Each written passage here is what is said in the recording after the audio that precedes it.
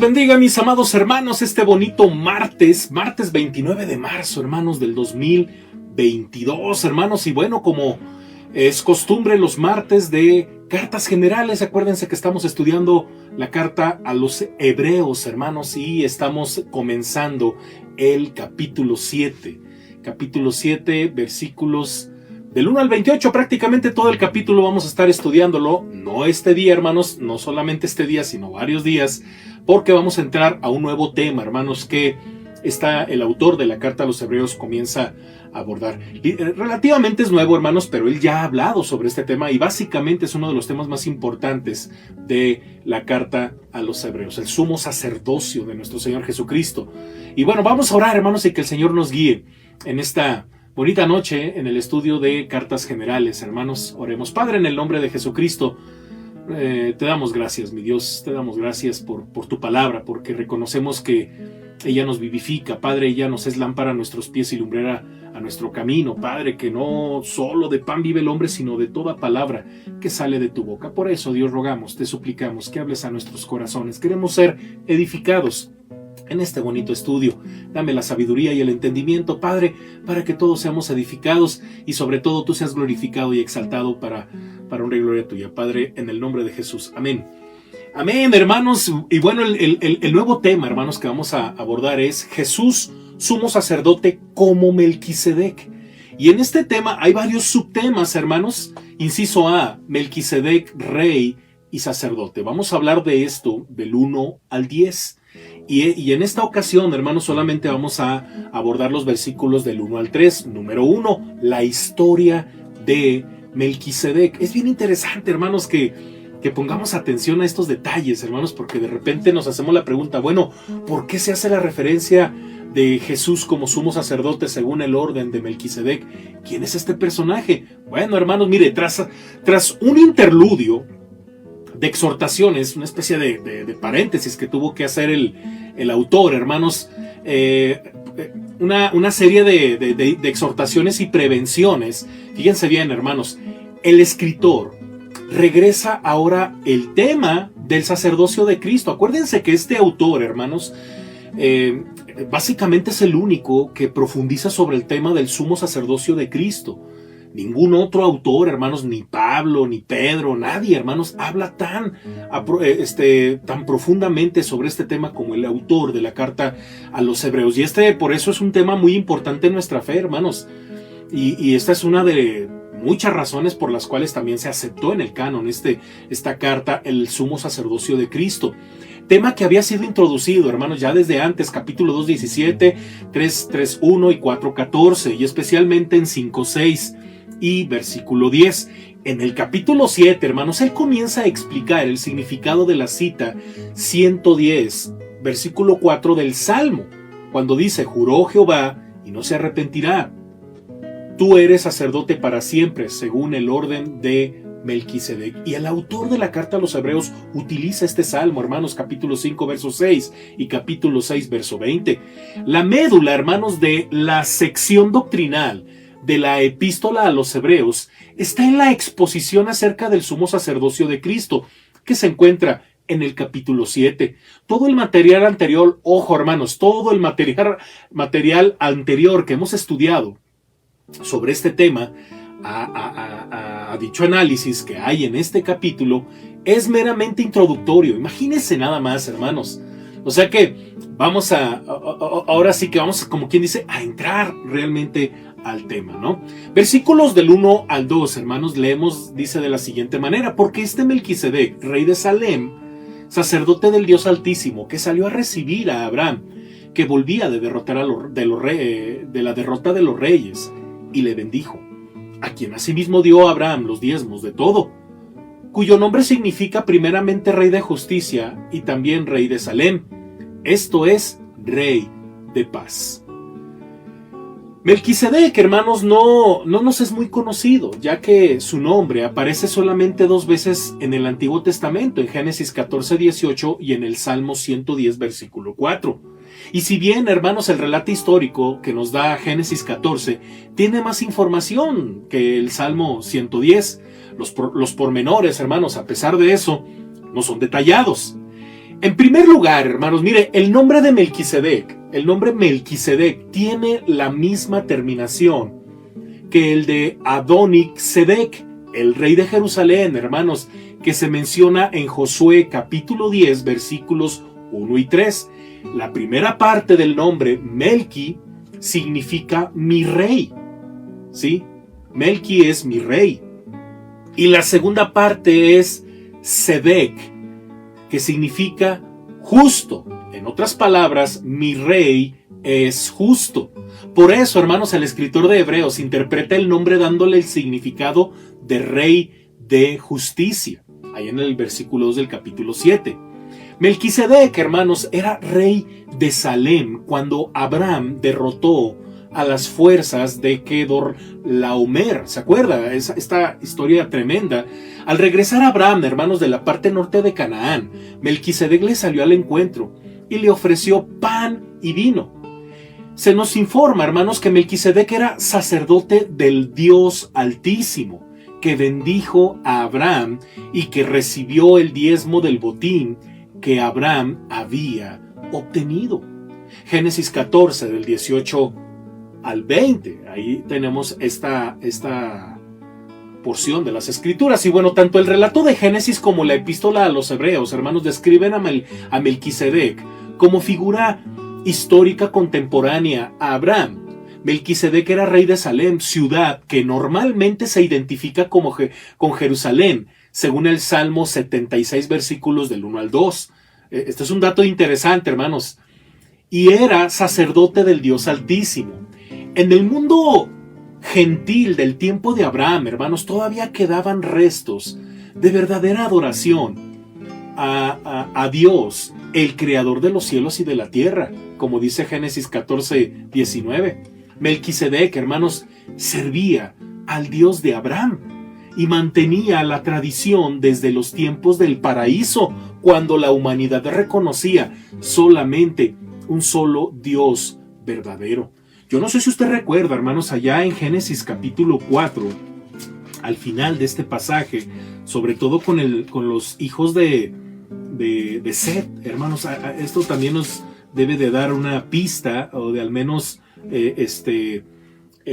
poner en contexto de dónde vienen estos personajes, porque pensáramos que a lo mejor no había nadie que adoraba a Dios más que Abraham, ¿verdad? Que tuvo ese encuentro con Dios. No, había gente, hermanos, paralela a ese encuentro que Dios tuvo con Abraham. Gente, hermanos, que adoraba al único Dios verdadero. Y dice el pasaje ahí en Génesis 4, versículo 26, y Set también le nació un hijo y llamó su nombre Enos. Entonces los hombres comenzaron a invocar el nombre de Jehová. Y bueno, hermanos, estamos hablando de personajes mucho antes de Abraham. Y por esa razón, hermanos, creemos que pues de ahí viene. O sea, hubo personas. En el caso de Melquisedec es uno de ellos, hermanos. Y bueno, Abraham le dio a Melquisedec, hermanos, el diezmo del botín. Aunque Génesis 14:20, que dice, y le dio a Abraham los diezmos de todo, es muy breve, el escritor de Hebreos, hermanos, razona a partir del silencio de la escritura y desarrolla su argumento acerca del significado del rey sacerdote Melquisedec, porque esto que leemos en Hebreos, hermanos, es un desarrollo teológico del escritor, a partir de lo que él tiene de las Escrituras, hermanos, de lo que Dios ha revelado en su palabra referente a este personaje. Es una reflexión teológica del escritor de la carta a los Hebreos. Y bueno, hermanos, el relato de Génesis enseña que Abraham había hecho un juramento ante Dios de no guardar nada del botín para sí mismo. Según Génesis 14, del 22 al 23, Abraham reconoció, hermanos, a Melquisedec como representante de Dios, y al darle el diezmo, hizo su ofrenda a Dios. Qué interesante, ¿no? Melquisedec, hermanos, en su carácter de rey sacerdote. Ojo, rey sacerdote. Acuérdense de lo que hemos hablado acerca de estos dos oficios, que era imposible que un sacerdote fuera rey o un rey fuera sacerdote. Era el representante de Dios, hermanos. Melquisedec, en su carácter de rey sacerdote, era el representante de Dios, ya que era rey de justicia, tal como señala su nombre. Era un rey que establecía y promovía la justicia en su reino. Era también rey de Salem, y la palabra Salem significa paz. Por supuesto, hermanos, estas dos características, justicia y paz, son mesiánicas, como leemos allá en Isaías 9, del 6 al 7, ¿se acuerda? Este es un pasaje clásico, ¿verdad?, del Antiguo Testamento referente al Mesías. Describen a Jesús, hermanos, quien según el Salmo 110, versículo 1 y versículo 4, cumple las funciones, ojo, de sacerdote y rey. ¿Sí me explico? O sea, esto es bien importante en nuestra teología como base de nuestra fe. Versículo 3, hermanos, sin padre, sin madre, sin genealogía, que ni tiene principio de días, ni fin de vida, sino hecho semejante al Hijo de Dios, permanece sacerdote para siempre. No deberíamos tomar este versículo literalmente, hermanos, ya que el escritor, que razona a partir del silencio de las Escrituras que ya mencionamos, está comparando a Melquisedec con los sacerdotes que descendían de Aarón. El escritor presupone, hermanos, que un sacerdote debe establecer y comprobar su ascendencia sacerdotal. Durante la época de Esdras y Nehemías, hermanos, los sacerdotes determinaron, basándose en la ley de Moisés, que no solamente los descendientes de Aarón podían servir como sacerdotes para el sistema de sacrificios, hermanos, y usted puede leer los pasajes que tiene ahí en pantalla que respaldan esto que estamos comentando. Son bastantes, hermanos. Es fácil de entender, hermanos, que era un privilegio singular el pertenecer a esta muy unida comunidad de sacerdotes. El sacerdote presentaba los sacrificios del pueblo de Dios y servía de intermediario entre el hombre y Dios. Por lo tanto, hermanos, el sacerdote es quien acerca a los hombres a Dios, quien los lleva ante la presencia de Dios. El requisito para ejercer el oficio de sacerdote era entonces tener una genealogía comprobada.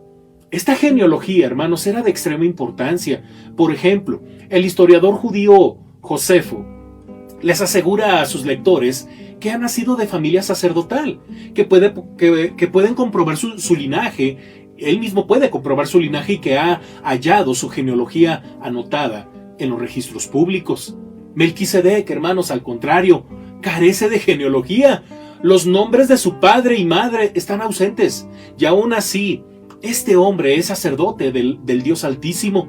Tampoco se menciona la edad de Melquisedec. Sin embargo, existe información genealógica de todas las otras personas prominentes en la historia de la salvación. Por ejemplo, Adán vivió 930 años, según Génesis 25:7.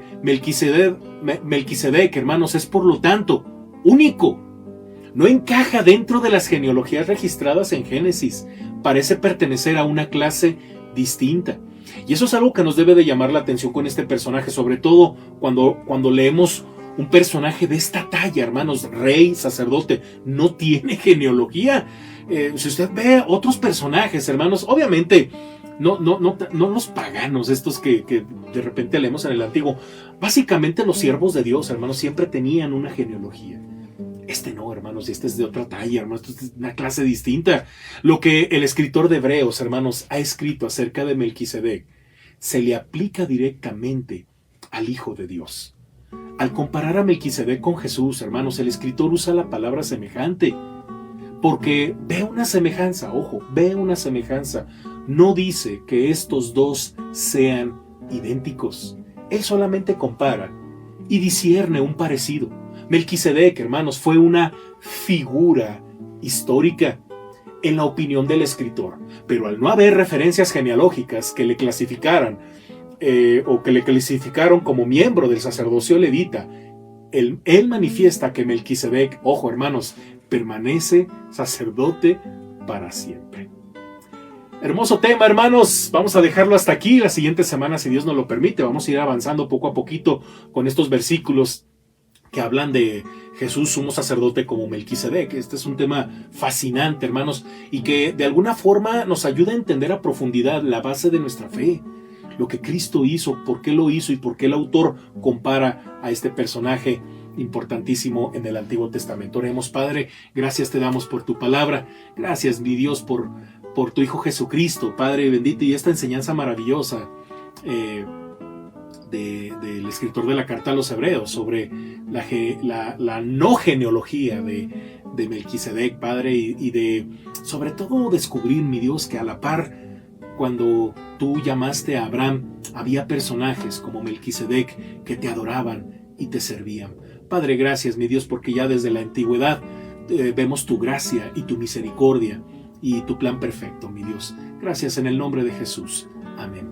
Amén, mis amados hermanos. El día de mañana, si Dios nos lo permite, lo espero a las 7 de la noche, hermanos, para nuestro estudio de teología sistemática. Hermanos, acuérdense que estamos hablando de la teología de Dios. Vamos a empezar a abordar temas relacionados, hermanos, con los atributos, hermanos, atributos de Dios.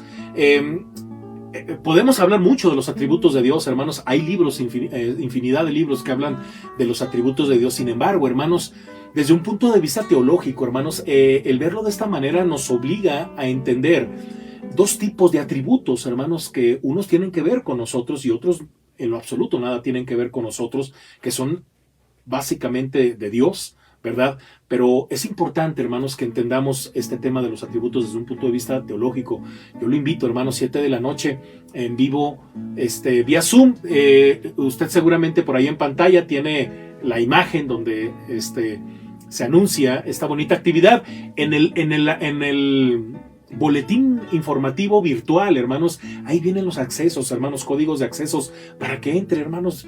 Si este tema le interesa, hermanos, bienvenido, hermanos, me daré mucho gusto verle por ahí. Tenemos muy buen número de hermanos conectados. El día jueves, hermanos, tenemos nuestro estudio de Venid y Ved en vivo, hermanos, para nuevos creyentes, pero también para hermanos que ya tienen tiempo en la fe y que enriquecen de una manera maravillosa estos bonitos estudios. A las 8 de la noche tenemos un mensaje evangelístico, hermanos, un testimonio, hermanos, no se lo pierda. Esté orando por todo esto que hacemos, hermanos. Y el día viernes también, si Dios nos lo permite, nuestro culto de oración en vivo. Mande con tiempo, hermanos, hasta la 1 de la tarde del día viernes. Yo recibo todas las peticiones de oración y todo esto, hermanos.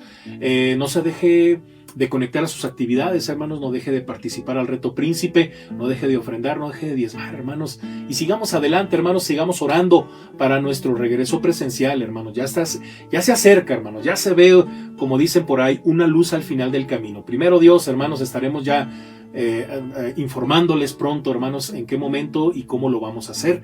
Estamos orando por ello, hermanos, pero sigamos adelante con nuestros estudios bíblicos. Dios me les bendiga, un fuerte abrazo, hermanos, descansen, bye.